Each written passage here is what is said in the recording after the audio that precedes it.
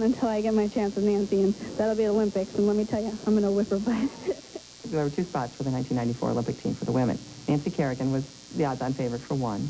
Tonya Harding was the odds-on favorite for the other one. This was a no-brainer. There were two women who were going to make the team, and it was an open and shut case. So where Jeff Gillooly and the boys in Portland got the idea that they had to attack someone's knee to make the Olympic team, I have no idea. We felt we had such an investment involved here, we needed to carry it through. From the time she landed back home in Portland, fingers were pointing to the Harding camp, especially her bodyguard, Sean Eckhart. Well, the whole thing started to unravel because Eckhart just couldn't keep his mouth shut. And he knew so much that wasn't out there, I just don't think he could restrain himself from telling people. Ultimately, he told enough people that, the FBI got on to him. And, of course, once he was confronted by the FBI, he just collapsed and started to cooperate. Jeff, is Tonya innocent? Anything to say to your fans? Please believe in me. Was there a lack of physical evidence, hard evidence that could tie her to being involved in the planning on the front end of this conspiracy? No, there was physical evidence. The envelope that was taken from the dumpster in the Dockside Tavern, much of the handwriting on which was tied... Dockside Tavern where? The Dockside Tavern here in Portland. The handwriting, much of the handwriting on that envelope was identified as her, and it linked her to the phone call to the arena outside Boston and to the checking that was done there on the practice times. Who called the arena? Tonya did. Why did you call the arena? To find out if Nancy Kerrigan skated at these times. That was for Sean's information to pass on to whoever was going to make these threats against Nancy Kerrigan. Tonya admits to pursuing Nancy, but for other reasons. We had pictures taken from when we were on the podiums at 1991 Nationals that we did want to have signed for that. But that was it, plain and simple.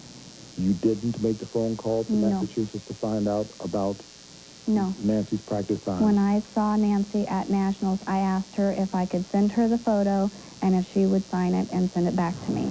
FBI testimony tells a different story.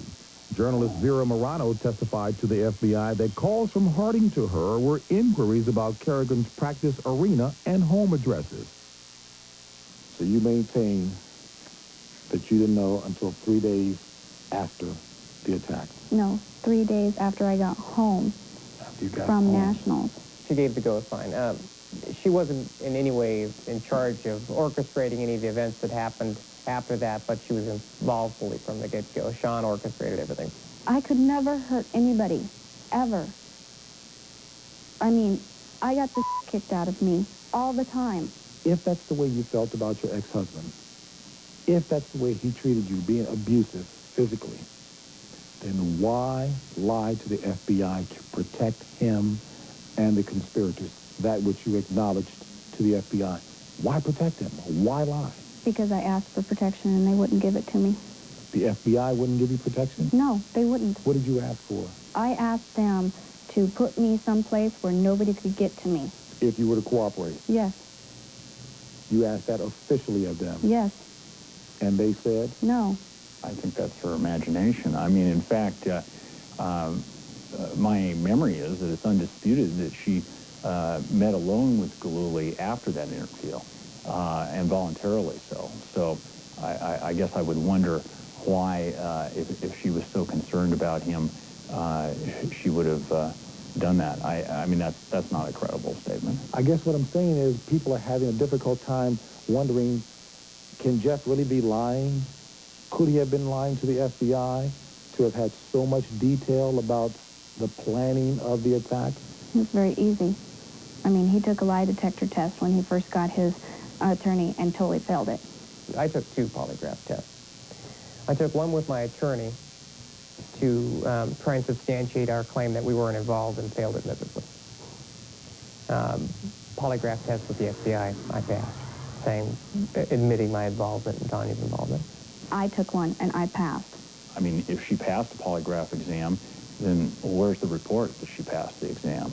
The report has never been released by her or any of her representatives, I suspect, because it would show otherwise. It's almost like Three Stooges, I mean, just that's really what I was involved with. I mean, and I was one of them.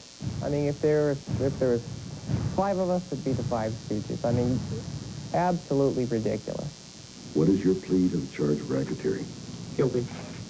Gillooly served 8 months of a 2-year sentence. But since then, he's changed his name, remarried, and desperately seeking to clear his conscience.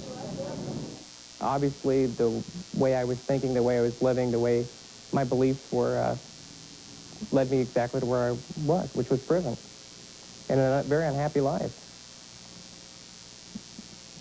Since then, I decided I needed a new lease on life, thus the name change. And I wasn't going to be remembered as Jeff Gillooly, the fellow that tried to fix the Olympics. I did not want to be remembered for that. People say, aren't you angry that you went to prison and that Tonya got what they say, see as slap on the wrist? And I say, no.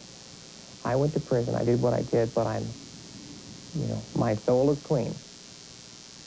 She has chosen to, and it looks like she will for the rest of her life, taken the stand of limited involvement in this whole thing. She's got to live with that guilty conscience until she decides to come clean, and that is a sentence that was much harsher than anything that was handed down to me.